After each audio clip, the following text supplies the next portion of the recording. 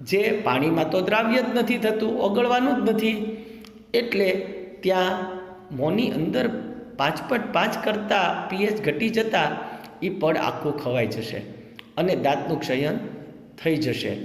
મોંમાં રહેલા બેક્ટેરિયા, જે મોંની અંદર બેક્ટેરિયા છે એ જમ્યા પછી આપણા મોંમાં જ રહી જાય અને એ શું કરશે બાળકો?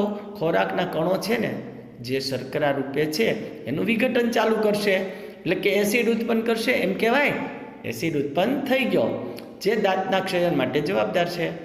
દાંતને ચોખ્ખા કરવા માટે શું કરશો? દાંતનું ક્ષયન રોકવું તો પડશે જ. એની માટે તમારે શું કરવાનું છે?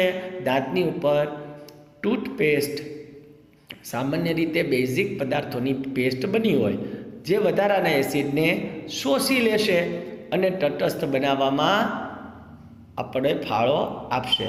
બરાબર બાળકો? એટલે દાંતનો સડો